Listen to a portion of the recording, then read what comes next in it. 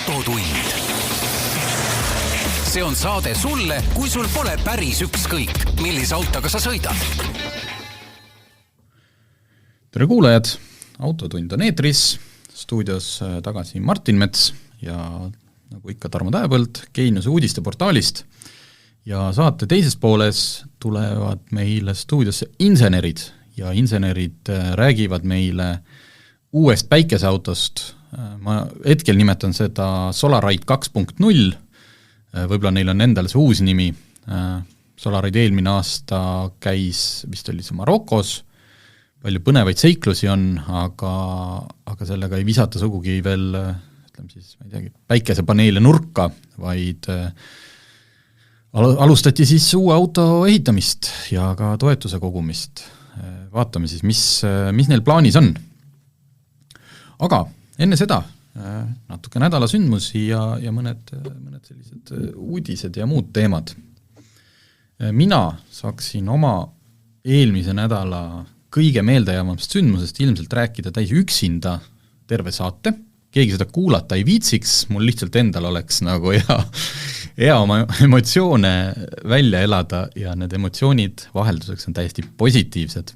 Et ei taha räntida, ei taha kellelegi halvasti öelda. Ma olen siin ma ei tea, maikuus saab mul vist 6 aastat täis seda autoajakirjaniku tööd. Niimoodi ütleme, siin Autogeeniuses.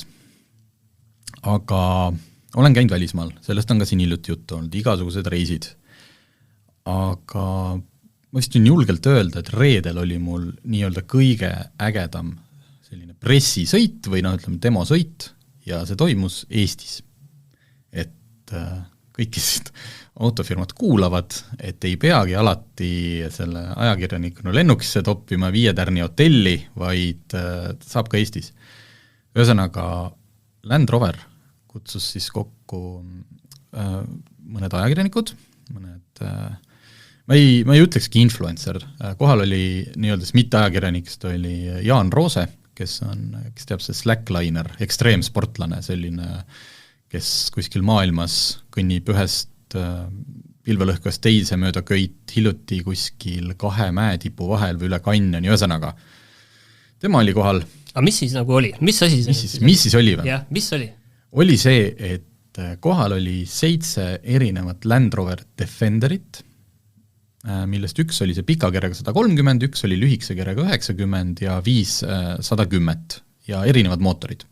V8 mootoriga kahjuks ei olnud. Meid pandi autodesse igal ühel, põhimõtteliselt üksi autos olla, minu jaoks alati boonus, mitte et ma teisi inimesi vihkaks, või kui siis ainult natukene, aga lihtsalt mulle ei meeldi kõrval istuda. Isegi kui tegemist ei ole kihutamise üritusega või mingi kiiresti sõiduga kuskil ringrajal. Ma tean, sul on see kontrolli probleem. Igale ühele jagus auto, ette oli valmistatud rada, mis tähendab seda, et see sõit oli selline, et mitte nagu see parketimaastur, et me näitame, et et kuskil käid ka siis maastikurajal korraks sõidad üle ühe künka ja näitad, kui suure kalde alla selle Defenderi saab panna, vaid ikkagi selline, et nahkkingaga sinna kindlasti ei oleks tahtnud minna. Me läksime ikkagi läbi metsade, me läksime üle põldude.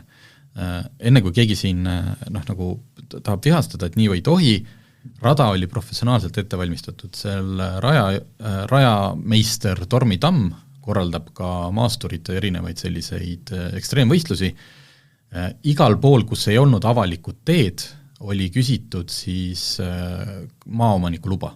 Kõik, kas oli siis omavalitsus, et kui kuskil oli keelumärk ja meie selle alt sisse sõitsime, siis me tegime seda seaduslikult ja eraisikutelt oli ka. Et me ei läinud kellegi põllu peale niimoodi, et põllumees pärast tuleb nukra pilguga ja vaatab, et siia see talioras läks. Ja muidugi väga hästi korraldatud, väga hea rada, aga mis seal salata, peast siin arvutan praegu, ütlen kokku, 30% oli sellest see ilm. Kes mäletab, milline oli ilm 10. märtsil, imeline päike ja tohutu paks pehme lumi. Nii et see selline 6-7 tunnine sõit tähendas seda, et seal vahepeal me natuke hargnesime, seal pidi pidi ka raja pealt, metsasihi pealt ka puid tee pealt eest saagima ja üks 5-6 korda tuli ikkagi köis välja võtta ja ühte teistelt tõmmata. Lihtsalt sellepärast, et Defender on väga võimekas, aga kui sa oled ennast ikkagi lumehange kõhu peale sõitnud, siis pole mõtet seal lõputult nõkutada ja kaevata, lihtsam köis külge panna. Ja see oli lihtsalt nii vinge üritus, esiteks selles, sa saadki päriselt seda autot proovida. Sa saad päriselt, ma olen Defenderitega ennem sõitnud, aga alati, kui sa lähed üksinda, esiteks sellist maasturisõitu üksinda on üldse eriti loll teha. Olen kinni istunud, väga nõme on. Seal Mustjõel oligi lühike Defender ja lõpuks mingi ATV mees tuli mind kiskus välja, kui ta nägi, kuidas ma seal numbri alusega kaevasin ennast. Aga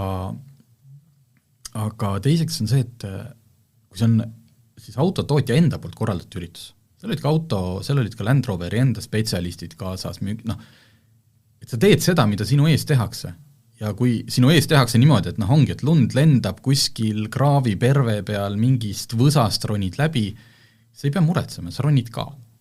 Kui ma üksi seda teen, siis ma pärast on natuke et viin auto esindusse tagasi, et kas hakatakse neid kriime seal lugema või mitte.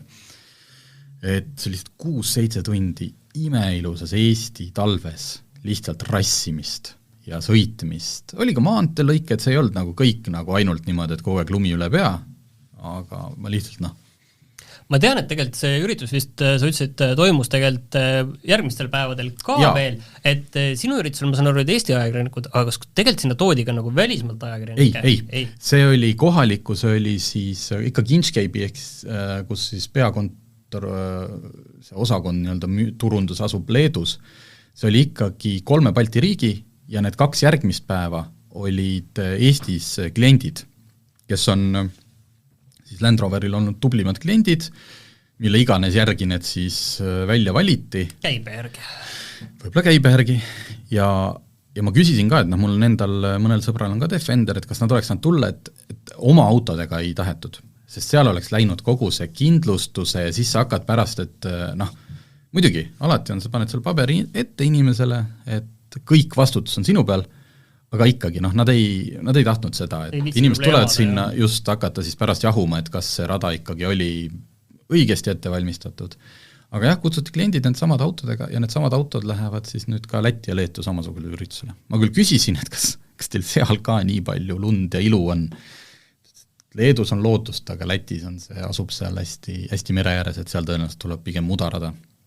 Aga jah, ja ei, mul on sulle hea meel. Absoluutselt, ma tahtsin teiega seda jagada, mul oli väga tore päev ja kui siit mingit tarbijanõu, siis küsisin, mitte siis Land Roveri müüjalt, vaid ikkagi ühelt sealt lihtsalt asjaosaliselt, kellel ei ole selle margiga isikliku ärihuvi, et ka 3. päeva lõpuks ei olnud ei olnud ühtegi auto muidugi katki sõidetud, see nagunii, aga ei olnud ka ühtegi tehnilist probleemi. Seda, et peab vastu küll ja läheb päris vägevatest kohtadest läbi. Võt nii, kuidas sinul? Millega sõitsid? Tavaliselt autodega, aga tegelikult ma teeks täiesti kannapöördasin, et räägiksime, et meil on koalitsiooni kõnelused käimas, Reformierakond, Eesti 200 ja sotsiaaldemokraadid. Tuleme tagasi selle juurde, et mida meile lubati ja erinevaid lubadusi tegelikult me ju autogeeniuses ka kirjutasime nendest. Ma lihtsalt võtsin huvi pärast lahti selle, et mida meile lubasid need 3 erakonda põhimaanteede kohta, et me küsimus oli see, et kas ja millal need tasuks ehitada 2+2 ja mul mälus oli see, et enam-vähem iga erakond ütles, et jaa, muidugi teeme ära ja milles probleem ja 2035, siis kui ma nüüd vaatasin peale, siis täpselt need 3 erakonda andsid kõige sellisemad hägusemad vastused nendele küsimustele tegelikult.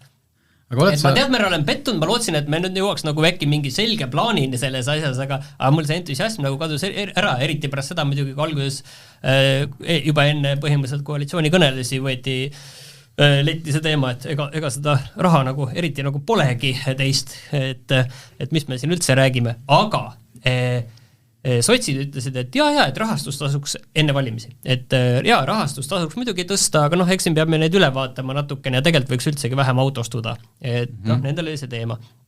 Eesti 200 ütles, et tuleks ehitada vähemalt need 2+1 kõik, vähemalt ja tihedamad kohad, sagedasema liiklusega kohad 2+2.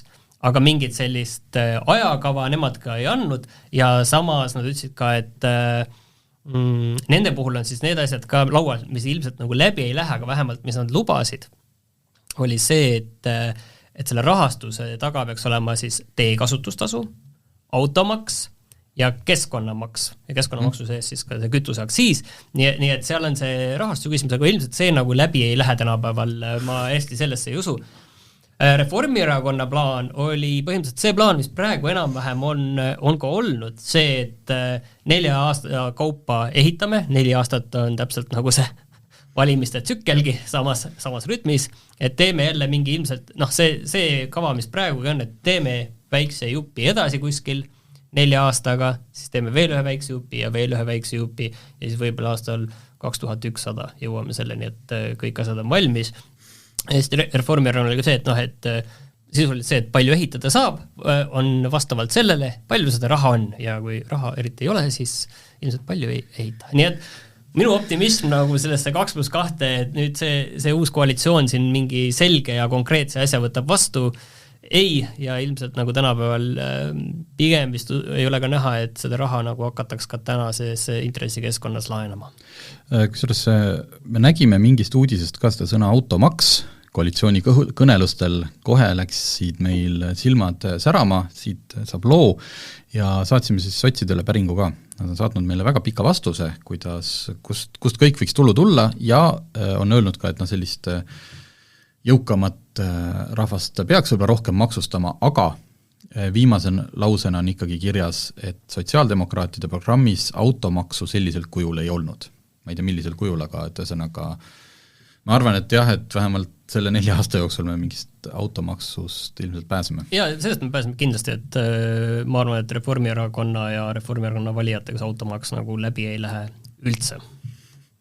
Nii, hoiame siis koalitsiooni kõnelustel silma peal, sina meie poliitikavaatleja, et võib-olla järgmises saates on asi selgem. Mis oled, kaua see läheb? Kaugel need on omadega? Ma arvan, et siin läheb aega, pluss peale selle, et ega valimiste tulemused ei ole ju ka veel ametlikult välja kuulutud, et ma ei teagi, kaua sellega aega läheb, nii et ma arvan, et meil julgelt ikkagi paar nädalat läheb ikka veel. No selge. Nii, aga siis headest uudistest, et müügilettidele, siin tuleb täiesti tore tasumata teadaanne, ise tegime, ise reklaamime. Aga on ka kasulik. On ka kasulik. Uus autoleht Ekstra, see on siis autolehe selline 4 korda aastas ilmuv väheke tutskem versioon, kus on palju pilte, on pikemaid lugusid ja oleme teinud formaadiks siis selle, et iga kord on ka üks edetabel sees. Seekord siis selline levinud väljend näoga tarbija suunas. See sai algus sellest, kui küsisime pankadelt, et mis keskmine autohind Eestis on, millega liisitakse. Ja saime sealt erinevaid vastuseid, aga ühel pangal oli seal, et 35 000 uue autoväärtus, üks tõi välja ka 40, ma ei teagi, peaks hakkama mingi võrdlus tegema, et millises pangas on Eesti kõik rikkamad inimesed, selle järgi nagu. Või kõige auto lembelisemad kliendid, jah. Siis oli toodud Eesti Panga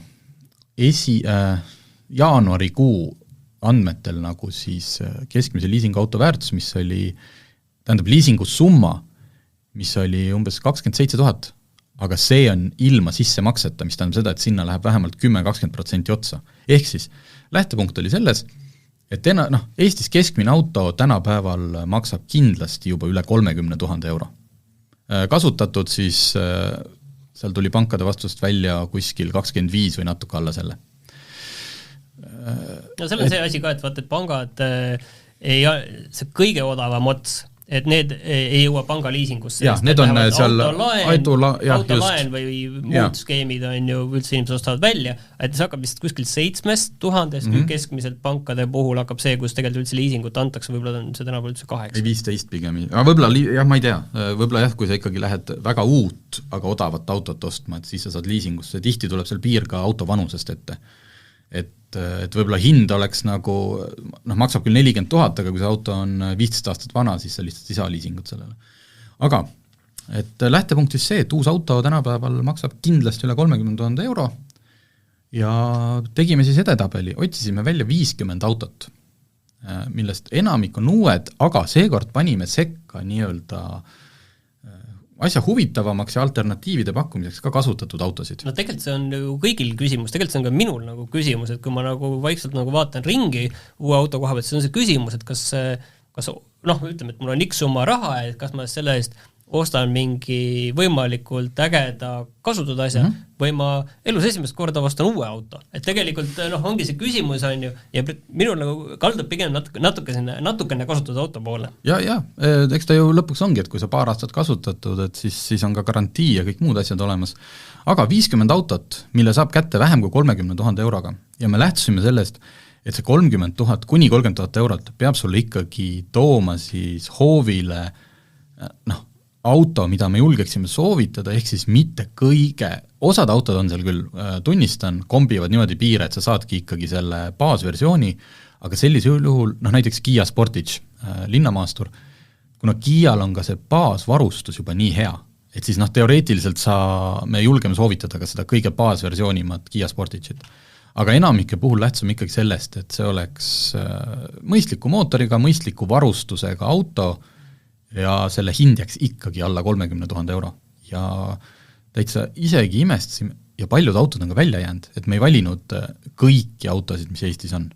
Vaid kui mõnel margil, näiteks ongi Kial on ju tegelikult, seal on veel mingi Stonic ja siis on seal Picanto, et kõiki autosid me sisse ei pannud. Ja sai ikkagi päris hea valik. Ja panime ka edetabelisse, et parimast, ma ütlen, esimest korda oli mul seda ekstra edetabelit moraalses mõttes hea teha. Et kuigi jah, mõned...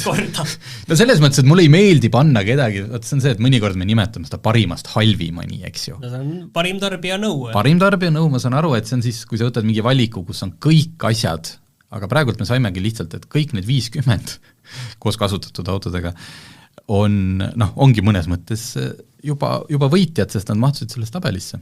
Ja seal on autosid, millega täiesti, see ei ole nii, et ma siin mingile sõbrale, kellel puudub igasugune maitse ja tunnetus autode osas, ta ju võib sõita, aga ise ma küll midagi siukest ei ostaks. Seal oli ikkagi päris mitu autot, mille ma nagu oleks sirgelt jalutaksin salongi, komplekteeriksin omale sobiva värvi, sobivad varustused ja maksaks vähem kui 30 000 eurot selle eest. Ma ei tea, kas see ajakiri on müügis, see lugu on ka veebis üleval, aga kas me anname siin natukene ikkagi, räägime võitjast ka või? Ma räägime küll, aga ma alustaks lihtsalt, küsiks nagu traditsiooniks on, paari auto kohta. Ma küsiks seda, et miks on Volkswagen Golf, siis eelmise põlvkonna mudel on 7. kohal või see 50. kohal?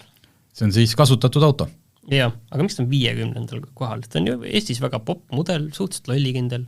No ta ei ole väga, sellepärast, ja miks, see on tegelikult natuke seotud esikohaga, sest et Volkswagen, mis on ju tehnoloogiliselt, eks ju, tähendab, õigemini Škoda ja Seat on tehnoloogiliselt Volkswagenid, kõik nad jagavad samu mootoreid, käigukaste, tehnoloogiat, lihtsalt, eriti kui sa vaatad uut autot. Hind, jah. Hind, lihtsalt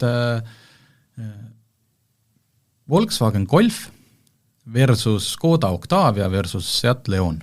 Hetkel kehtivate hinnakirjade järgi lähevad nad umbes selliste 2000 sammudega. Seat Leon kõige soodsam, siis tuleb, me ei läinud niimoodi üksi pulgi, et kas sa saad selle istme kõrguse sättimise, kas on mõlemal autol olemas. Hästi vaatasime, et oleks olemas seal adaptiivne kiirushoidik, automaatkast, normaalne mootor. Lähevad 2000 sammuga. Seat, Škoda, Golf. Ja me jõudsimegi tegelikult selle esikohtade juurde praegu, et esimene koht Seat. Seat Leon, me panime Sportstourer, sest et see lisab sellele autole veel ka selle praktilisuse mõõte, kui sul ei ole vaja kola vedada, kui sul ei ole mingid lapsevankreid, koerapuure, siis jumala eest Seat Leon luukpära ja hoiad veel paar tuhat eurot kokkugi. Selle saab, seal vist oli indeki kas 26 000 alates midagi 22 600 on baasmudel, täielik, aga see, mida meie soovitaksime, oli 26, seal pidi vist ühe asja juurde ostma, et saaks adaptiivse kiirushoidiku. Jah, 26 on see teie soovitud variant. Nii et sisuliselt auto on, ta on mitu tuhat alla 30, aga ta on suur, seda lugu tehes, mul oli kogu aeg nagu endal selline tunne ja vaatad ka tänaval neid autosid ja jätkuvalt ma vaatan, Škoda Octavia, see on kuulus selle poolest, et seal on tohutult ruumi tagaistmel, selline tõeline, Superbis muidugi veel rohkem, ja et siis Golf ja Leon on väiksemad. Tegelikult kui ma uurisin, lugesin ühte inglaste testi ka, siis Leon peaks tagaistmel olema võib-olla isegi kröömikene, mingid, me räägime millimeetrist ilmselt, rohkem põlveruumi. Nii et on tegelikult sama suur auto, juhul kui sa ei vaata pagasiruumi, siis on Octavial suurem. See on jällegi, et kui sul on kola vaja vedada, siis Octavia.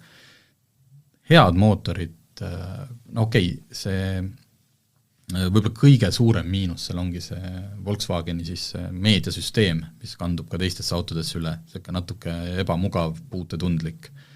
Aga muus osas Seat on väga heade sõiduomadustega, ruumikas, maksab siis ütleme võrdlemisi vähe, näeb hea välja, et kõik asjad on olemas. Ja sellepärast ta saigi, et ta on hinnalt parem ja siis teisele kohale panime kasutatud auto. See on siis Škoda, aga mitte Octavia, vaid Superb. Superb, lihtsalt, kes autodest natukene rohkem teab, siis Superb on suhteliselt ideaalne auto. Selles mõttes, ta pakub kõike, et ta on hästi suur, mis tähendab seda, et ta on ka mugav sõita, selles mõttes stabiilne teel, kui sul on soov, et su auto peab ka seest väga kuidas ma ütlen siis, premiumi tunnetusega olema, siis Superbil see Laurinen Clement varustustase, nahksisu, puitu, see näeb väga ka maitsekas välja, kõik on võimast mootorit, on ökonoomset mootorit ja mis veel, tohutu valik. On Eesti turul on neid kasutatud, on suur valik, on kehtivad garantiid ja nende hinnad, kui me vaatasime, umbes niimoodi, et oleks ikkagi vähem kui 100 000 sõitnud, varustusega, siis umbes 25 000 eurot. Juba saab täitsa valida. Ja 3. kohal on siis Kia Ceed. Kia Ceed, samamoodi nagu Leon, on ise, Kia Ceedil on veel ju tegelikult on luukpära, on universaal, on selline shooting brake, on Kia X-Ceed, et ainult vali välja ja selle üks, seal ongi kõik varustus on odav, ta on natuke vananenud auto, kui sa sisse istud, et kui sa oled selline disainihull, et siis Kia on selline, seal on palju nuppe, mis meile meeldib, aga see kõik näeb natuke juba iganenud välja, aga ta lihtsalt on nii hea hinnaga. See on Kia Ceedi, ta on facelift mudel, mis tähendab seda, et ta varsti pigem läheb välja, varsti hakkab tulema mingi uus versioon, ma ei tea, mis tema asemel tuleb, kas tuleb uus Ceed või kaotatakse, ühesõnaga, ma ei tea, aga kuna ta on nii-öelda natuke vanem auto, siis on ta odav. Mis hind on seal? Sa oled juba ära keeranud. Jah, ma keerasin juba, aga 25 midagi. Ta oli, odavam veel kui Seat Leon. Võin nüüd eksida. Ma lihtsalt ühe asja kohta veel nüüd küsiks, siis tõmbaks joone alla, et ma otsisin ühe kasutatud auto välja, mille hindade kohta ka mina natuke midagi tean, see on siis 39. kohal, on Volvo S90 V90 kasutatud. Seal minu meelest see piir suhteliselt jooksebki 30 000 ja see piir on tegelikult nagu see, et ütleme 2017-2018, eelkõige mina olen V90, on see, et see läbisõit seal kipub alla selle olema üle 200. Et see on see nende Volvode häda, et kui see auto müügile tuleb, siis on see läbisõit on 200, et vähesematel raske saada. See on muidugi, loomulikult, kui sa tahad saada soodsa hinnaga, ehk siis kuni 30 000 eurot premium klassi autot, mis uuena maksab seal 60 või 70 000, siis sellega kaasnevad teatud riskid. Esiteks sa ei saa väikest läbisõitu, või siis see, et sul tulevadki selga varsti mingid hooldus- ja remondikulud, aga kõikest arvesse võttes on ta ikkagi nagu hea variant võrreldes näiteks paljude Saksa premium-klassi autodega, et kuna meil need edetabelid on ikkagi tehtud selliselt, et nad ei oleks aktuaalsed ainult järgmised 2 nädalat, et ekstra on müügis ja mitu kuud, lugu on internetis terve igaviku, et loomulikult nende autode hinnad muutuvad. Aga see, et ega see auto sellega kehvemaks nagu noh, et kui inimene poole aasta pärast vaatab, siis võib-olla on nende Volvode hinnad juba odavamad, eks ju, võib-olla on kallimad, me ei tea, kuhu poole see liigub, aga jah, et see oleks nagu pikemaajaliselt, et inimene jah, et tal on enam-vähem välja mõelnud, mis hinnaga ta tahab, lööb interneti sisse, otsib selle loo üles ja saab häid ideid. Võt. Aga ma teeks siia lõppu, muuseas, me tabelisse mahtus üks elektriauto. Me lihtsalt, aga tegelikult seal on ka väike nupp ja seda tehes ma lihtsalt vaatasin, et see üks elektriauto on BMW i3, mis on lihtsalt nii äge auto.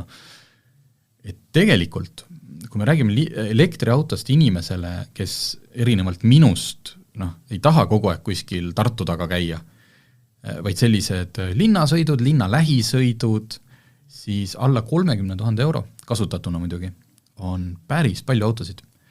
On Nissan Leaf, Peugeot 208, Opel Corsa, Renault Zoe, juba see suurema akuga versioon, tohutu valik BMW i3-sid ja näiteks mingid Zoe või mingid asjad saavad täiesti garantiiga autod veel. Nii et see kasutatud elektriauto, kui me siin alati oleme rääkinud, elektriauto on kallis, kes seda osta jaksab, siis selles formaadis, kus me kasutame seda, siis seda väljendit pere teine auto või linnaauto, siis on valik juba väga suur, et täitsa soovitame kaaluda. Ja see ei ole niimoodi, et 30 000 tegelikult rohkem, vaid nägin seal lindu, 22 000, i3-d on seal alla 20 000, et tasub kaaluda. Ja siia otsa teeks hästi sobiva elektriauto uudise, mis täna tuli, see on küll hetkel nii-öelda ideeauto, aga põhimõtteliselt selle pealt tehakse tootmisvalmis mudel. Volkswageni, sorry, need mudeli nimed. ID2. Ütleme ID2, nad on sinna ise veel pannud lõppu vähemalt kontseptautol all nagu all, ID to all, rahvaauto. Mina hakkasin mõtlema muidugi ühe teise margi järgi, et see on nagu all road, aga ei, ma arvan, et see on ikkagi to all, et see on rahvale mõeldud, see on tõeline Volkswagen. Aga see Volkswagen on juba seal ees ju. Just, rahvaauto kõigile rahvastele. See on kõigi rahva ees. Ehk siis hetkel kõige väiksem Volkswageni elektriauto, ja selle üks siis, ta peaks sõitma seal, oli äkki mingi 400 kilomeetri ringis, kõik on muidugi, selle pressiteate järgi kõik on kõige parem, kvaliteetsed materjalid, väga hea elektroonika, eks me seda kõike näeme. Ma ei taha siin lõputut mürgin olla, aga samas ma arvan, et Volkswagen on neid ämbreid nii palju kolistanud, et neil on see nüüd selles mõttes selge, et nüüd nagu sealt saab ainult üles poole tulla. Mul on tegelikult kõrged ootused, et nad saavad sellest jagu, aga selle põhiline argument on, see peaks hakkama maksma alla 25 000 euro, mis ma arvan on siis 24 990 baasmudel, aga siiski ta toob selle ID3-ga võrreldes selle nii-öelda baashinna pea 10 000 või isegi ma ei ole viimast selle vaadanud, kõvasti allapoole. Mina nüüd nagu seda ka, et nagu päris nagu ei usu, et need elektriautode hinnad nagu lõputult tõusevad, et see lihtsalt ei ole võimalik neid nagu massidesse müüa niiviisi, kui need hinnad lähevad niiviisi, et kui me vaatamegi keskmine normaalne elektriautod, me räägime siin kohe mingist 40 või 50 000, et see ei päde pikas perspektiivis. Jaa, see peab tulema normaalsemasse hinnaklassi. Ja see 25 ei tähenda selles mõttes tegelikult ju Volkswagenil, Eestis küll seda ei müüda, ma ei tea, kas kuskil üldse, neil oli seal mingi tootmisega vist, samast oli ju tegelikult e-up oli täitsa olemas ja oli ka soodne. Seda on nüüd mõnda aega olnud, aga et see ID2 ei tähenda, et see alla 25 000 euro, et ma müün sulle nüüd seda seljakotti nagu e-up. Neil on Salves ka selline auto, sinna läheb paar aastat aega, mille puhul on nad öelnud, et see hakkaks maksma, kas oli seal alla 17 000 euro või? 17 500 vist. Et see ID2 on täismõõdus, aga see on nagu tavaline auto. Pigem, ütleme, mõtle golfile, võib-olla kuskilt siit-sealt mingi sentimeeter on ta lühem, aga samas elektriauto võimaldab sul seda sees olijate ruumi nagu paremini ära kasutada, mis tähendab seda, et sul tagaistmel põlveruum ja need asjad on kindlasti alles. Just vaatasin, et pagasiruumi maht on toodud 490 liitrit. Minu sportsedaanil Alfal on see pagarsiruumi maht 480 liitrit, mis on... Ma võin eksida, ma pakun, et ka minu universaalil on see suht samas augus. Nii et selles mõttes, jah, kui me siin tavaliselt oleme viimasel rääkinud hästi palju hästi kallistest elektriautodest, millega me sõitnud oleme, siis vaikselt, nad peavad siin alla nagu alumisse hinnaklassi midagi tegema.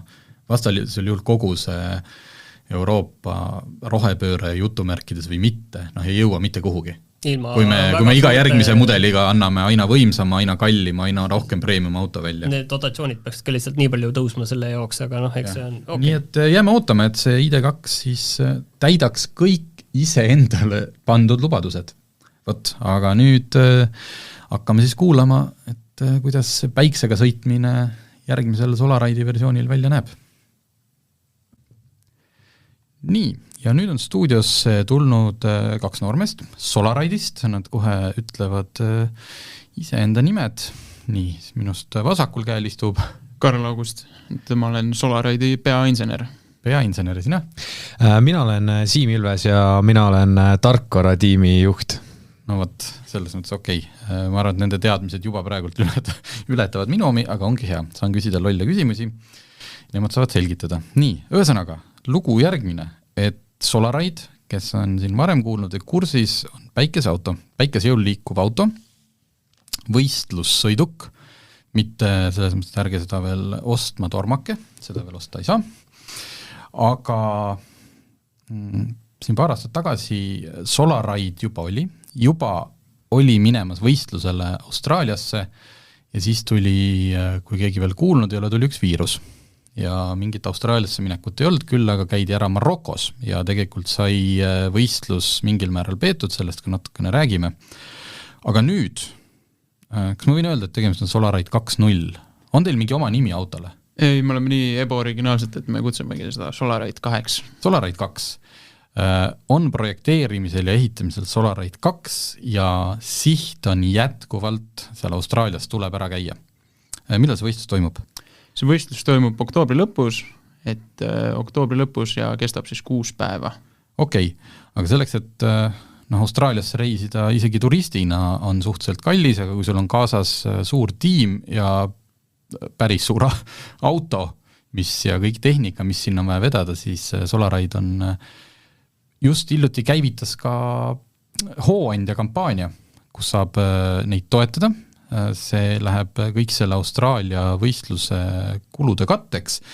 Ma siin lugesin pressiteatest, et 50 000 eurot on see piir. Esimese eile õhtul või siis saate lindistamise ajal Tartu Startup Day raames oli kampaania avaüritus. 50 000 17 600 saadi kokku. Ma lugesin ka, et mis seal tingimust on, et kui on 10 000, siis saab üks Solarider minna, kui on 20 000, siis on juba 2 inimest, nii et teil on 1,7 inimest on juba Austraalias. No ega see nii karm ei ole, et nüüd 1 või 2, et 25 inimese saatmiseks on siis eelarve on 50 000 eurot. 25 inimest, 25. See on korralik turismireis. No, turismireis ei tahaks öelda, kuigi palju maastikku seal kindlasti näeme, aga see auto ei ole niisugune mugav tarbeese, et sul on vaja 20 inseneri selle jaoks, et see tee peal püsiks. Ma veel loen ette, et seal nende esimeste toetajate sees olid Tiit Pruuli, siis David Leak, kes on vist Milremist, eks ju, Martin Villig, Bolt, ei vaja tutvustamist, ja 4. suurtoetajana välja toodud vanaema Maimu. Kelle vanaema oli? Ei tea, kelle vanaema, aga küll neid vanaemaid meil on just palju. Seda me teame alati, et vanaema juurde lähed, kõik kui palju kirjutatakse pensioneid, siis vanaemal alati kuskil midagi on. Aga lähme nüüd natuke tõsisemaks.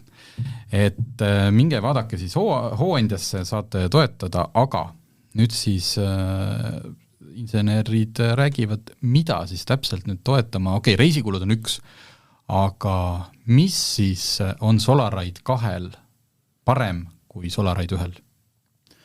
No selles mõttes me muutsime täielikult terve auto ära, et kuna me nägime Maroko võistlustel, et meie prioriteedid olid täiesti valesti seatud, nii, aga räägigi kohe sellest, et mis siis Maroko võistlus, mis te õppisite sealt, mis läks valesti?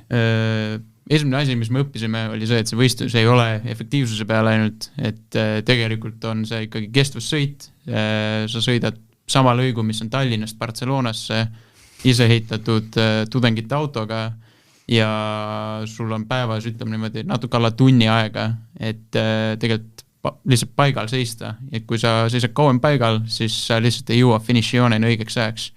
Ja see töökindlus just on see, mida me oleme nagu hästi palju või tõstnud, et me püsiksime tee peal, sõidaksime, hoiaksime seda kestmiskiirust, sest vastasel juhul see konstantne katki minemine, siis on vaja see kiirus uuesti üles sõitada, siis kaotad sealt efektiivsust ja lisaenergia läheb sellele, see on nagu kõige suurem osa, aga lisaks ka turvalisus, et Marokos järsku kõigil lõi see klapp peas käima, et okei, et nüüd ongi see hetk käes, kus on päris inimesed, päris inimelud selles autos ja nad sõidavad tavaliikluses. Just, et see ei ole ju ringraja sõit, vaid see on tavaliikluses, kõigide, eriti Maroko liiklus, ma ei tea, kas see on hullem kui Austraalia liiklus, aga kaootilisem kõvasti, et me ei ole küll Austraalias käinud, aga see oli omaette nähtus näha, kuidas seal liikluskultuur siis töötab. Aga kust see vastupidavus tuli? Kas see tuli pigem tarkvarast, et kogu aeg tuli seal midagi ümber seadistada või see oli puhtalt, et jupid kukkusid küljest ära? See vist Marokos oli üldse see, et pigem ütleks nii, et jupid kukkusid küljest ära ja tarkvara ka ilusasti ei töötanud, et seetõttu me olemegi sellel hooajal pannud nii-öelda varasemad kuupäevalised eesmärgid ka, et me saaksime palju rohkem testida, sest jah, seal versioon 1 tegelikult oli plaan ka teha ja tegime ka optimaalse kiirusega kontrollerit, mis on põhimõtteliselt see, et ta võtab erinevaid parameetreid arvesse ja üritab leida kõige efektiivsema sõidukiiruse niimoodi, et akud ka järgi jääks, aga seda reaalsuses seal auto peal ei olnud, aga nüüd selle hooaja auto peal see tuleb sellepärast, et auto saab varem valmis ja me saame ka testida seda reaalselt siin Eestis. Mäletan, esimene Solaraid oli vist äkki, seal on erinevad klassid, kas see oli see, et teil pidi autosse 4 inimest mahtuma? Et jah, seal on erinevad klassid, on Challenger ja Cruiser ja siis Cruiser, kus me oleme, et seal on 2-5 inimest, et sa saad su efektiivsus või energiakulu jagatakse sinu sõitjate arvuga, et 4 oli väga optimistlik meest, sest 4 inimest kanda on nagu massi suhtes väga palju, et me see hooaeg olemegi 2 inimesega, et ma just vaatasin, et autodisain on täiesti teistsugune, et kui ta eelmine kord oli selline saiapätsi või kujuline, siis nüüd on ta, ma ütleks, palju stiilsem. Kiitus selle eest, ta näeb välja nagu natuke midagi 30ndate selline art deco, et hästi pikk esiosa, selline, siis ütleme, nimetame seda kapotiks, ja siis taga on selline kabiini osa. Ega sa palju mööda ei pane, et eks me siin me ei kopeerinud ilmselgelt, me ei saanud kopeerida 30ndate autosid, aga kui me hakkasime nii-öelda inspiratsiooni koguma, mõtleme, et nagu mis see uus auto võiks olla ja võrdlesime ka teiste tiimidega, et siis ühel hetkel hakkasidki esiplaanile kujunema tegelikult niisugused 40ndate Le Mansi autod, millel olid hästi palju karakteristikuid, mis aitasidki aerodünaamikale kaasa, et sel hetkel, kui mootoritel võimsust ei olnud, siis sul pidi olema aerodünaamika see, mis aitab sul kiiremini sõita. Ja esmased ideed tulidki, esmased analüüsid, mudelid tulid selle arvelt ja nüüd on ta muidugi kujunenud, me kutsime seda Botaseks, et ta on niisugune kinga kuju, aga et nüüd sellest see kõik algaski. Kaugel see auto füüsiliselt on? Toruraam on ja vedrustus, kõik sellised asjad on küljes ja mootorid, et me oleme tegelikult juba esimesi testsõite teinud ja me oleme juba testima hakanud, aga kuna siin tuli komposiiditöödega natuke probleeme, siis me ennustame, et juunikuus saab alles tegelikult kere külge. Et komposiiditöö on kahjuks 38 sammuline nii-öelda protsess, et ja kui ükski samm valesti teha, siis kõik järgnevad sammud kannatavad selle alt, et kas kõik tehakse Eestis? Kõik on Eestis tehtud. Me ikka kasutame ostutooteid ka, et me ei... Ja aru saada, aga et põhimõtteliselt kere ikkagi kuskil vormitakse Eestis valmis. Meie enda tudengid lamineerivad seda Tallinna Tehnika ülikoolist TalTechis ja siis vormid on toodetud nüüd üle Eesti, et kus iganes me saame vormi sisse panna, kellel on piisavalt suur freespink, et toota, siis nende juures me katsume need kiiresti valmis saada. Okei. nii, ma tahaks auto kohe varsti tehnilistest asjadest, aga kuna sa rääkisid, et tudengid teevad vormimimetus, ütles, et Austraaliasse läks 25 inimest. Kui palju inimesi, ma ei tea, kui hakatakse tiimisärke jagama, mitu särki tellida tuleb, et palju maha jääb neid, kes ei saa Austraaliasse, aga on ka selle ehitamisega seotud? Tiimis kokku hetkel on ligikaudu 70 pluss inimest, et meil on kaadrivahetus tegelikult päris suur, et hooaeg kestab 2 aastat, ehk siis kõik, kes tulevad hooaja alguses, ei ole alati selleks hetkeks olemas enam, mil auto ära saadetakse, et ühes hooajas käib ligikaudu 150 inimest meil tiimist läbi. Jah, et ega inseneridest ka, ma ütleks, et niimoodi meil on 3 tiimi inseneerias, on nagu mehaanika, elektroonika ja tarkvara, ja igast tiimist ma ütleks niimoodi 60-70% võib-olla tuleb kaasa, sest põhiliselt inimesed, kes Austraaliasse lähevad, peavad ikkagi olema insenerid, sellepärast, et kui autoga midagi juhtub, siis turundusinimene ilmselt ei tea, kus mis juhtus. Okei, aga vaatame siis tehniliselt. Mina neid andmeid vaatasin, midagi ma sealt välja lugesin, näiteks, et ma võin öelda, et akupakk on umbes selline nagu Nissan Leafi väiksemal versioonil, 42 kilovatt-tundi. Jep. Aga mis seal, kui palju eelmisel oli? Eelmisel oli 36 kilovatt-tundi ja eelmine oli siis tehtud tegelikult 6 taaskasutatud Tesla akumoodulist. Aga nüüd? Nii et nüüd, kuna Teslal olid väga spetsiifilised meetodid, kuidas ta jahutas neid ja kuidas ta kontrollis neid, siis me ei saanud kasutada seda kõige optimaalsemalt ja me ei saanud seda ka kinnitada optimaalsemalt, sest need olid disainitud Tesla kere külge minema. See hooaeg me tegimegi täiesti nullist ise enda akupaki, et me saaksime just kontrollida, kui palju ampreid me ühest elemendist võtame ja et akupaki ei hakkaks soojust tootma, kui samal ajal, kui me kasutame seda, sest akupaki jahutamine on energia kadu meie jaoks, et jahutus meil on küll akupakil, aga me kasutame tegelikult seda ainult laadimise ajal. Aga palju seal autos siis, sa juba rääkisid, et akupakk väga ei tahaks jahutada, aga Austraalia inimesed, mis mugavused selle autos üldse on? Ega selles mõttes, et see on ikkagi võistlus ja liiga palju mugavusi selle autos ei ole, et tähtsam on see, et ta oleks ohutu ja et ta sõidaks. Aga kui võib-olla tuua selliseid siuke tavapärane auto, kus sul on ekraanid, kus sa näed vajalikku autoinformatsiooni ja väga rohkem mugavusi seal ei olegi, et mingid külmikud sinna ka istme vahele ei hakka panema. Topsi hoidid on seekord, nii et aga jah, et seda selles mõttes, et põhirõhk on ikkagi sellele, et me jõuaksime punktist A punkti B, ehk siis säästaksime võimalikult palju akut. Ja seetõttu on ka võib-olla selliseid just elektroonikamugavusi vähem, aga näiteks topsi hoidja, see ei võta tükki küljest, et sellist asja juurde panna. Kui te rääkisite, et laadimise ajal, et kui palju teda võib siis võistluse ajal laadida?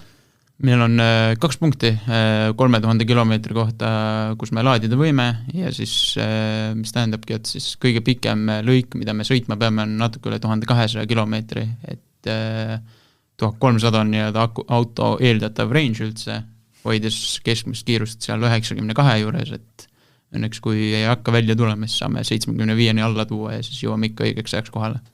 1300 tähendab seda, et ütleme, alustate hommikul täiesti laetud akuga 42 kilovatt-tundi ja samal ajal päikesepatareid toodavad sinna siis nagu juurde? Jah, 1/3 meie sõiduenergiast ligikaudu tuleb päikesepaneelidest, kui pilvi ei ole ja kõike siukest asja, et see on kõik osa võistlusstrateegiast, millega sa pead arvestama, et mis see lõpuks siis, tavainimene teab, kes on elektriautode kursis, nagu bensiiniautole, et mitu liitrit 100-le, elektriautodel on mitu kilovatt-tundi 100-le kulu on, et mis see lõpuks siis Mis kuluga see auto sõidab teil?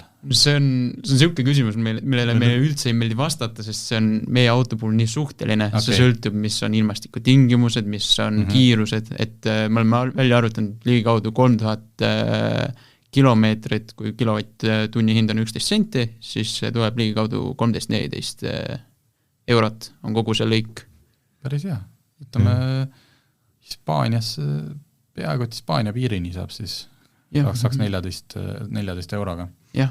Kes rooli läheb? Või mitu inimest nii-öelda siis see on, kes peavad valima seda kiirust ja siis lõpuks nagu ütleme 70 inimese tehtud töö vormistama nii-öelda tulemuseks. No selles mõttes, et need, kes piloodiks siis meie masinad piloodiks saavad, seal on mingid kriteeriumid, üks kriteeriumitest on näiteks see, et üle 80 kilo ei tohiks olla, aga peaks olema põhimõtteliselt täpselt 80 kilo. Et siis korraldajad, kui sa peaksid olema alla 80 kilogrammi, siis nad panevad sulle mingeid liivakotte juurde, kui üle, siis sa oled lihtsalt üle ja siis auto ei ole enam nii efektiivne. Ja kuidas me päris mingit nii-öelda väljaspoolt mingit rallisõitjat ei hakka kutsuma, sellepärast et me tahame ikkagi, et enda insenerid oleksid seal piloodina, sellepärast et nemad tunnevad seda autot kõige paremini ja nemad ka teevad neid testsõite, ehk siis kohe kui midagi viga, siis on nii-öelda jalatunnetus või mis iganes, kuidas kutsuda seda, et sa saad kohe aru, et midagi on viga ja sa saad saateautodele teada anda. Ja ma saan aru, et kuna Austraalia võistlus, siis on parempoolse rooliga auto. Ei ole, et ta on ikkagi meie tingimuste jaoks ikkagi et saaks pärast Eestis edasi kasutada. Jah, et hirmsam osa tundus meile see, et Eestis on vaja alustada testimist ja üritada siin ära harjuda autoga ja siis veel olla valel pool teed. Austraalias on see, et sõidad enamuse teest otse, su on ees ja taga saate auto, et meil on üldse 6 autost koosnev kolonn käib päikseautoga kogu aeg kaasas ja päikseauto tegelikult vaatab, mida eesmine auto teeb, et tema kamandab kõike ja et võrreldes selle Maroko võistlusega, siis ma saan aru, et marsruut on ikkagi, et ma lugesin seda Maroko blogi teil, kui sõitsite, et seal oli ikkagi, pidi ka linnas, pididki läbi linnaliikluse selle oma, ma ei tea, kuidas sealt nähtavus oli. Austraalias on sama, et ikkagi on ka nii-öelda linnaetapid, et stardime hotelli juurest ja... Jah, et sa alustad ja lõpetad linnas, et sa alustad Darwinist, lõpetad Adelaide'is ja vahepeal sinna Austraalia keskele kuidagi kõrbesse on ka mingid linnad ära eksinud, et selles mõttes linnades sa pead ikkagi olema ja seal on ka see tehniline kontroll, dünaamiline kontroll ongi just selle jaoks üles ehitatud, et sa pead tõestama seal, et punkt 1, et sa suudad üldse maanteegil püsida, aga ka see, kui sa lähed linna, sul peavad olema teatud pöörderaadiused ikkagi ja et sa pead olema piisavalt kiiresti kiirendama ja pidurdama ja kõik siukseid protsesse tegema, et sa ei jääks jalgu, et sa ei tekitaks liiklusohtlikku olukorda. Aga kui see sõit nüüd käib, jällegi teil see Maroko kogemus on all, kui palju seal sõidu hetkel, ise kujutan ette nagu ulmefilm, et üks mees on roolis, teine on kõrval 4 läpakat ees, siin tõmbab eebleid, siit paneb juurde, või on see tegelikult, et auto on juba ära häälestatud ja siis lihtsalt kulgeme ja vaatame, et ükski punane tuli põlema jääks?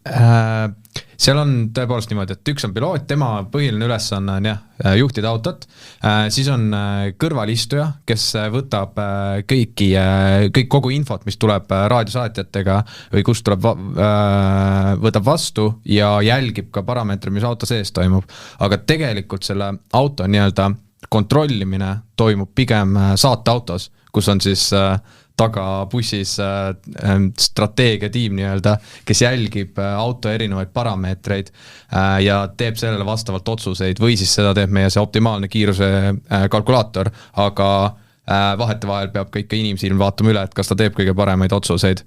Et selles mõttes on saateautos toimub rohkem nii-öelda see kontrollimine, kas kõik autoga on korras, need, kes autos on, nende põhiülesanne on autoga sõita. Kui Siim teeb kõik asjad oma tiimiga õigesti, siis me paneme lihtsalt püsikiirus hoidja peale ja päeva lõpus võtab ta ise ennast õigel ajal maha, lülitab auto välja ja me lihtsalt astume autost välja õigel hetkel. Mõtlen sooandja raames, et hakkage neid juhikohti müüma, see on nagu see gentleman's driver, et kuskil Le Manil, et ongi rikas härra, muidugi ta peab sõita oskama, tuleb kohale, paneb võidusõidu ülikonna selga, istub autosse, kõik on tema eest juba ära tehtud. Seal on niisugune, punkt 1, ükski kaine inimene ei taha seda tööd teha, et seal autos sees on, meil konditsioneer võtaks 3 korda rohkem energiat kui auto ise, ehk siis seal autos sees on 40-60 kraadi pole haruldane ja 3 tundi istuda süsinik kiust kõva tooli peal kuskil kägaras pikali, siis see ei ole asi, mida teised tahavad teha ja tegelikult see on oluline ka tiim ise, insenerid ise sõidavad, sest läbi selle nad tajuvad kõige paremini ära, et järgmine hooaeg, mis nüüd uue autoga teha, mis vanal oli valesti, kui insenerid seal roolis ei ole, siis nad tegelikult ei teagi, mis vaja teha on. kuna autosaades käime statsid ka üle, kiirus, tippkiirus, mis seal, on seal mingid piirangud, loomulikult sa lõputult ei saa, sest aku kulub ära, aga on seal nagu korraldaja poolt, et üle mille ei tohi või mingi keskmine kiirus, mida peaks hoidma? No, kuna me oleme aktiivses liikluses, siis meie nii-öelda piirangud on kiiruspiirangud, et üle 140 seal maanteedel ei lubata, aga õnneks meie auto võtab ainult 120 välja, et tegelikult juba üle 100 on nii ebaefektiivne meie jaoks, et meil ei ole mõtet sinna minna. Ja miinimumkiirus, mida sa pead tabama, keskmine kiirus on 62 kilomeetrit tunnis, kui sa langed kordagi päeva jooksul alla selle, siis sa saad automaatse disklahvi, sest sa oled teistel autodel ees, ja et sa jõuad, kuna meil on nii-öelda kellaajast kellaajani sõidud ja sa pead õiges punktis olema õigel kellaajal, siis, ja sa ei saa boonuspunkti selle eest, et sa oled nagu varakohal, sa saad miinuspunkti sellest, kui sa hiljaks jääd, siis sa pead hoidma konstantselt keskmist kiirust vähemalt 75, et õigeks ajaks kohale jõuda. Okei. Kas see, vaatasin sealt andmetest, et õhutakistustegur, ma ei tea, kas on õige sõna, on 0,18. Võin siin näiteks kuulajatel tuua, et näiteks kõige voolujoonelisem seeria auto või tänased auto peaks olema pealt vist Mercedes, EQS ja EQE seeria autod, mis on 0,20. Kas teil oleks seda võimalik? On see niimoodi, et praegult on 0,18 või on, kui palju pidi selleks vaeva nägema? Ja kas see iga 0, mingi asi? Jah, mida edasi mida väiksemaks see number läheb, siis ilmselgelt selle numbri alla toomine muutub aina raskemaks. Kuigi tegelikult on tiime, kes võistlevad numbriga 0,16, aga et siin tulebki see balanss mängu, et mida aerodünaamilisem su auto on, seda tundlikum ta on külgtuulte suhtes, kõikide rekka sõidab mööda, mis iganes võib juhtuda, et siis siin tulebki leida see balanss, et kuidas sa nagu stabiliseerid seda õhuvoolu, et ka külgtuules, sest Austraalia kõrbes on külgtuul võib olla 100 kilomeetrit tunnis, et on olnud võistlusi, kus väiksema klassi autot reaalselt tõstetakse üles ja need lendavad vahepeal 100 meetrit ja kukuvad kuskil kõrbes alla, liiva sisse. Et sa pead selle vahel tasakaalustama, et seda me tegimegi, et me panime 0,18, natuke halvem, aga suuremad külgtuuled ei takista meid nii palju kui teisi tiime. Olete te vaadanud ka sellist statse, et mis see lõpetamise protsent on? Keskmise aastate jooksul kõik erinevad klassid, et mitu autot jõuavad finišisse, enne kui nad kas disklahvi saavad, lihtsalt auto läheb katki või siis nagu mõnel siin auto läheb põlema? Selles võistlusklassis ei ole kordagi üle 5 tiimi lõpetanud. Et mitmest? Kõige suurem võistlus oli vist 16 autot. Aha. Ja siis kas oligi 4 tiimi või 5 tiimi, ma nüüd seda ei mäleta peast täpselt, aga et ega see suurem probleem ongi jõuda finišisse. Ja kui nüüd on 4 aastat vahel olnud, siis tegelikult paljud tiimid on kasutanud seda võimalust, et seda suurema klassi autot ehitada, et see nõuab rohkem raha, rohkem aega, aga et nüüd see hooaeg tõenäoliselt tuleb hästi karm konkurents, sest 4 aastat arendust tiimidel ja võib-olla see hooaeg 10 tiimi lõpetab äkki, et mis on praegusel hetkel, kui saate seda öelda, võite ka öelda, et me ei taha seda öelda, hetkel nagu, mis meil on märts, oktoobris on sõit, millega te kõige rohkem praegult, ma ei ütle hädas, aga mis on niimoodi, et kuulge, see tuleb nüüd kuidagi küll palju paremaks saada. Mis need kõige raskemad asjad praegult on?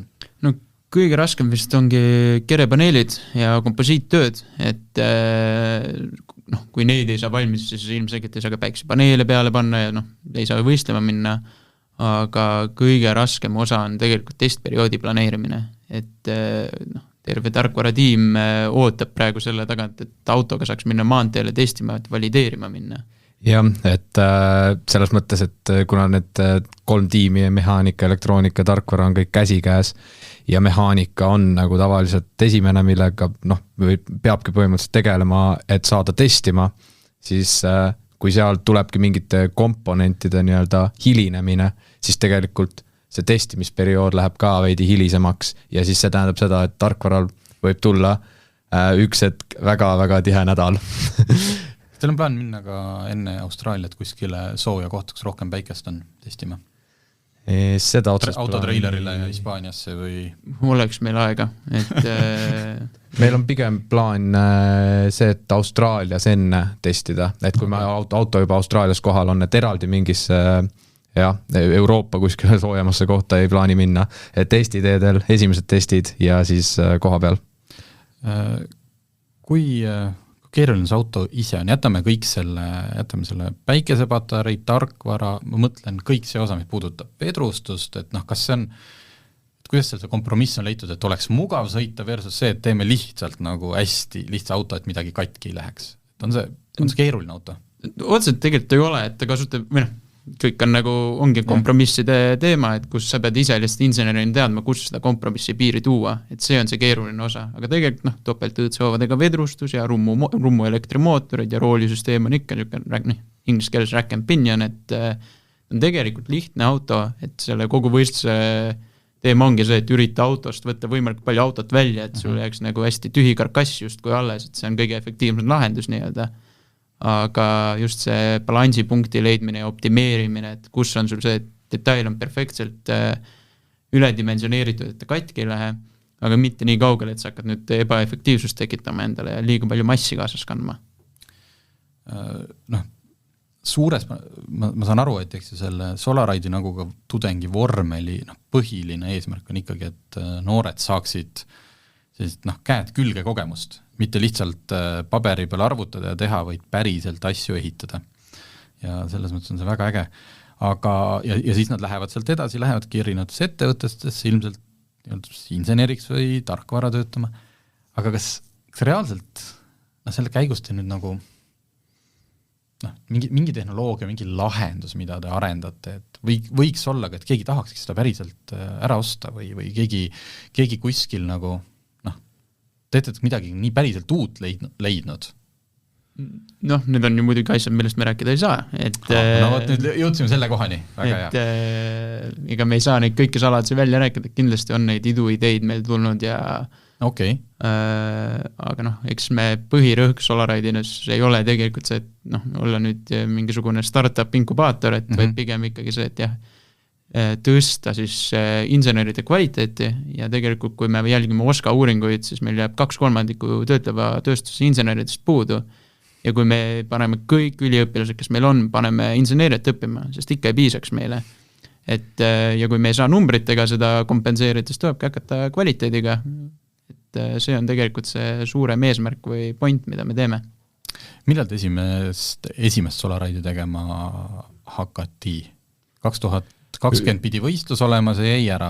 21 pidi olema, või 21 oli juba Marokko? 21 pidigi olema mõlemad võistlused. Okei, nii. Ta algas 2020 kevadel vist. Sai nagu suurema hoo võib-olla sisse, et tegelikkuses vist alged olid juba natukene varasemalt. Tartu Ülikooli 2 tudengi poolt, kes mõtlesid, et tahaks midagi ära teha ja siis Alvo Aablo pakkus neile sellist varianti, et hakake päikseautot ehitama ja sellest siis kujunes välja nagu praegu 70-liikmeline tiim, kes rühib selle poole, et Austraalias siis autoga punktist A punkti B jõuda. Et tegelikult mul oli küsimusel täiesti tagamõte, et nüüd sellest esimesest Solaride'i algusest, et kui palju, kui suur on olnud areng näiteks selles samas päikestehnoloogias ja siit edasi ma tahaks veel küsida, et kas on reaalne, et võib-olla mitte me ei sõida peagi puhtalt päikesejõulautodega, aga et see kasutegur, mis tuleks päikesepaneelist elektriauto küljes, need akud jäävad alati kodus laed, kas see on paranenud? On see näha, et päikesest võiks saada autosõidul nagu abiline? No hetkel veel mitte, et päikesetehnoloogia areneb tegelikult metsiku kiirusega, aga see metsik kiirus on niisugune, ütleme 0,0001% päevas, et eksisteerib juba auto, mis kasvaski välja Eindhoveni tiimist, kes ehtis päikeseautot, et see auto nimi on Lightyear ja Lightyear One ongi siis elektriauto, tal on katusel päiksepaneelid ja selle nagu eesmärk ongi see, et ta ilmselgelt ei suuda ära täita seda vajadust terve energia tarbimise jaoks. Aga kui sa sõidad tööle, pargid oma auto päikese kätte 9 tunniks, siis sa suudad nagu piisavalt energiat tagasi koguda, et see 5-10 kilomeetrit uuesti tagasi koju sõita, et saad seda nullbilanssi seal hoida. Vot, no minul hakkavad vaikselt küsimused otsa lõppema, ma ei tea, kas ma olen mingi osa jätnud nagu raskesse olukorda panin teid. Et kajastasime selle auto ära. Ma arvan küll, et sai kuna tuli tookord ka see COVID peale, meil sõita vist tookord ei õnnestunudki, et me siis paneksime ennast proovisõidu järjekorda. Saab kindlasti. Väga hea meelega tuleme ükskõik kuhu, ka Austraaliasse, teeme oma hooandja. Aga ma siis tuletan veel seda hooandjat meelde, et praegult vaatan, teen lahti, 18 000 eurot on koos. Ja siin on siis, need, nagu ikka hooandjas on need tasemed 10 eurost, erinevad hüved lisanduvad ja kui sa toetad näiteks 1000 euroga või enamaga, siis sa saad juba oma nime autole, siis sa saad erinevatele üritustele kutseid, siis sa saad Austraaliast otsesündmuste keskelt tervitusi ja kõike muud. Aga enne kõike saad sa ennast tunda hästi, sellepärast et tehakse ägedat asja ja loodetavasti on tulevikus sellest kõigil suur kasu. Aga aitäh, et tulite! Aitäh kutsumast!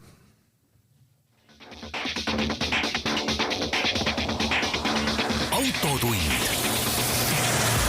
See on saade sulle, kui sul pole päris ükskõik, millise autoga sa sõidad.